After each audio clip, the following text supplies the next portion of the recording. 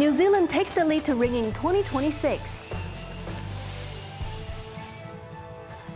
Hong Kongers and tourists are also ready for countdown celebrations in town.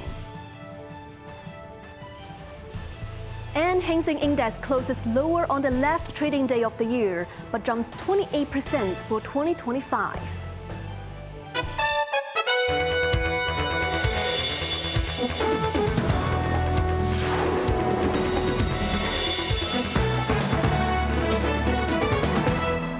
Good evening, you're watching Cable News. I'm Evan Bai. While Hong Kong is bracing for the countdown celebrations, New Zealand has already taken the lead to ring in 2026 with festive fireworks.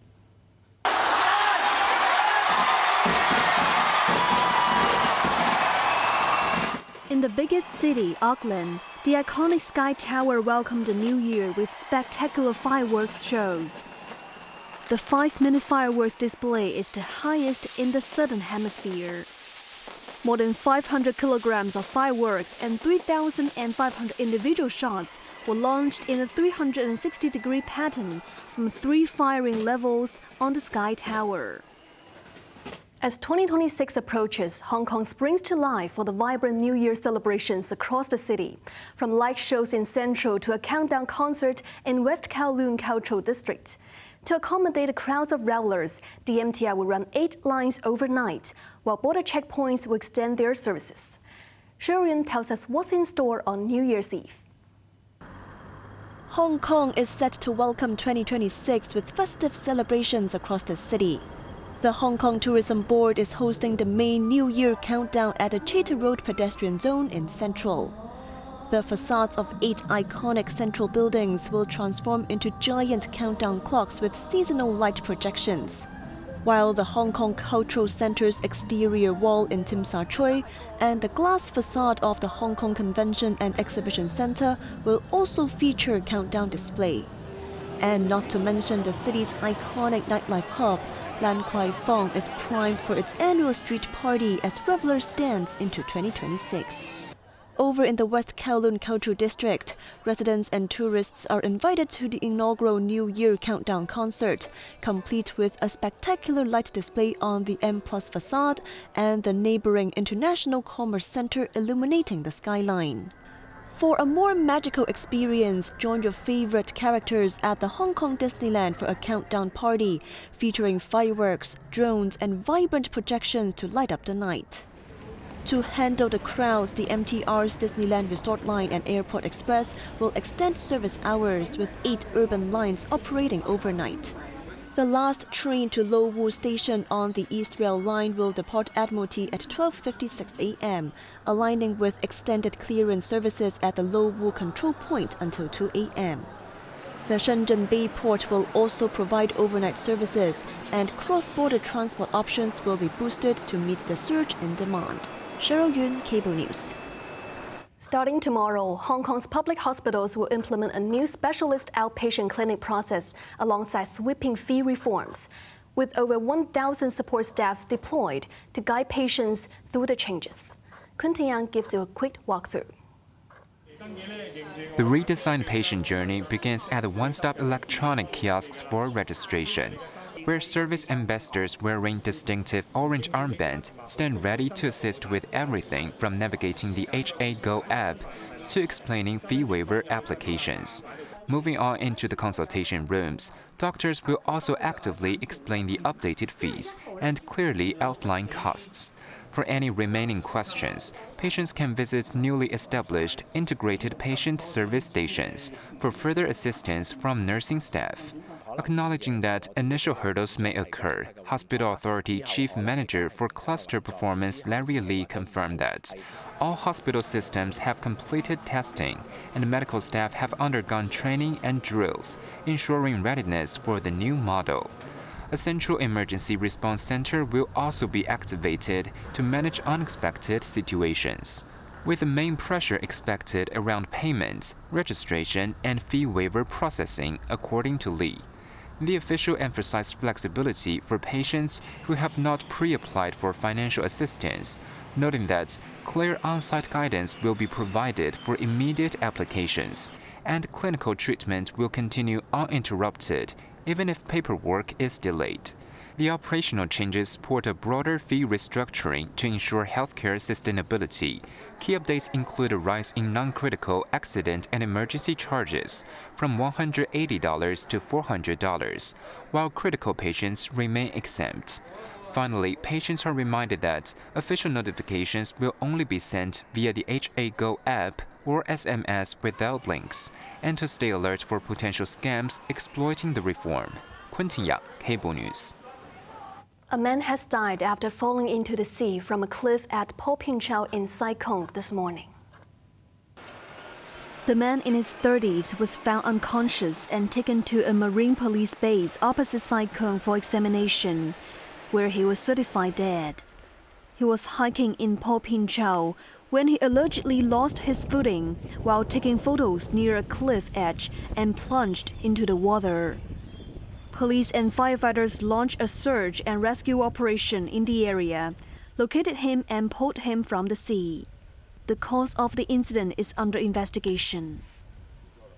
A car with mainland Hong Kong license plates was filmed making an illegal U-turn in Tsuen Wan on Christmas Eve.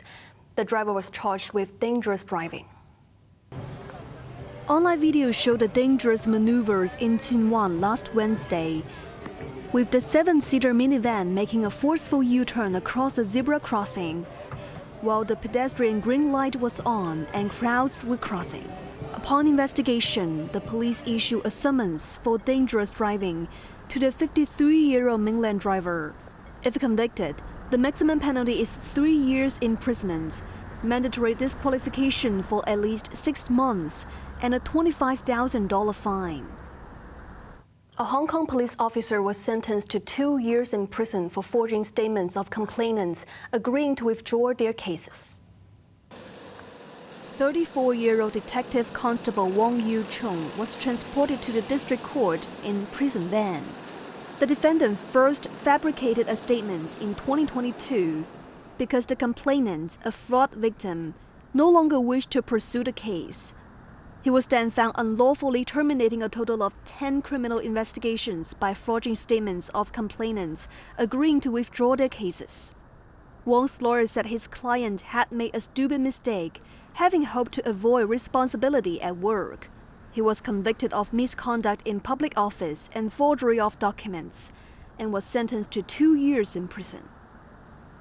German police are investigating one of the country's largest bank burglaries in recent years after thieves broke into a bank vault over the Christmas weekend, escaping with valuables from thousands of safety deposit boxes. Shou Yun tells us more. The robbers drilled a large hole through the basement wall of the vault room to gain entry. Once inside, they forced open more than 3,000 safe deposit boxes, over 95% of the total, and fled with the loot. Police estimate the losses at approximately 30 million euros, calculated from an average insured value of about 10,000 euros per box. However, some customers have said the valuables inside were worth significantly more. Around 200 customers rushed to the bank to check on the situation. Some attempted to force their way inside but were stopped by police at the door. The heist targeted a bank in Gelsenkirchen, a city in western Germany. The break-in went unnoticed until early Monday morning, when a fire alarm sounded again, bringing firefighters and police to the scene. Investigators believed the thieves exploited the quiet Christmas holiday period to carry out the raid, entering the vault via an adjacent underground parking garage. Security camera footage later showed a black car with several masked individuals leaving the garage. Cheryl Yun, Cable News. Israel has ordered dozens of international aid organizations to cease operations in Gaza, effective tomorrow, accusing them of failing to comply with new security rules. Quentin Yang reports. The Israeli Ministry of Diaspora Affairs announced the decision on Tuesday, stating the organizations to be banned failed to meet a deadline to submit detailed personal information about their staff working in the territory. Israel says the rules are necessary to prevent militant groups from exploiting aid efforts. The suspended groups include major humanitarian providers like Doctors Without Borders, Action Against Hunger, and several divisions of Oxfam and Care International, which represent about 15% of the NGOs operating in Gaza. Humanitarian groups warn the move will have severe consequences. MSF, which supports approximately 20% of hospital beds and one-third of births in Gaza, called the decision catastrophic. The move has drawn sharp international criticism. The foreign ministers of 10 countries, including the UK, Canada, France, and Japan, issued a joint statement expressing serious concerns about a renewed deterioration of the catastrophic humanitarian situation. They warned that closing NGO operations could shutter 1 in 3 healthcare facilities in Gaza. Israeli authorities maintain the impacts will be limited, asserting the affected groups have contributed less than 1% of the total aid entering Gaza since the ceasefire began in October. They confirm over 20 other aid organizations have been approved to continue working. The ban takes effect amid a deteriorating winter crisis, where heavy rains have flooded displacement camps, destroying tents and belongings. Quentin Yang, Cable News.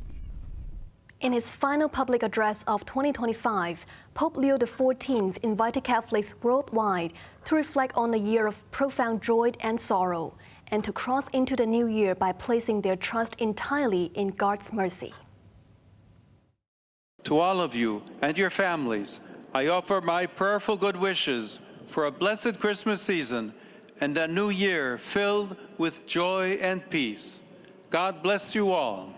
Speaking in St. Peter's Square at the Vatican, the Pope reflected on a year marked by both global pilgrimage and profound sorrow, including the death of Pope Francis and ongoing wars. Framing life as a journey, he pointed to the over 32 million pilgrims across the Holy Door this Jubilee year as a sign of seeking forgiveness and new beginnings. The last time a general audience held by the Pope took place on New Year's Eve was 50 years ago in 1975. Pope Leo will celebrate Mass on New Year's Day in St. Peter's Basilica, and the Jubilee of Hope will formally close on January 6th.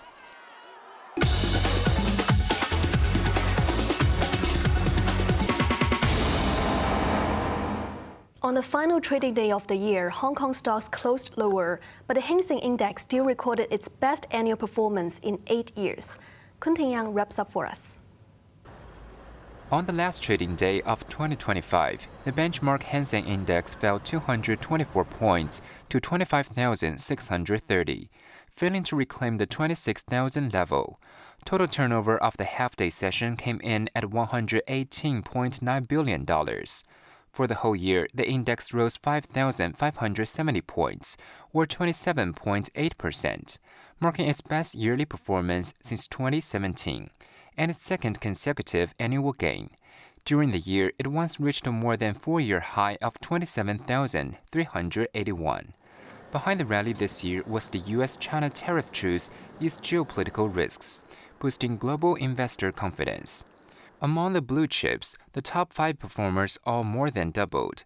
Benefiting from the rally in commodity prices, China Hongqiao Group was the best performer, skyrocketing 177%. Zijin Mining Group followed with a 152% gain, while in tech, SMIC climbed 124%. On the downside, Meituan has tumbled more than 30%, making it the worst performer on the benchmark, after a brutal price war with the nation's top 2 delivery service operators, Alibaba and JD.com. Electric vehicle makers also saw losses throughout the year, with Li Auto dropping 31%. Quentin Yang, Cable News.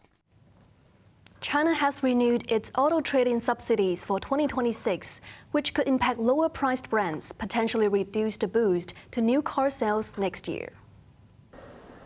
According to a notice jointly issued by the Ministry of Commerce and other government departments, customers buying a qualifying new energy vehicle can receive a 12% rebate, or up to a maximum 20,000 Chinese yuan, if they scrap the older gasoline vehicle or electric vehicle registered before 2019 at a government-approved junkyard.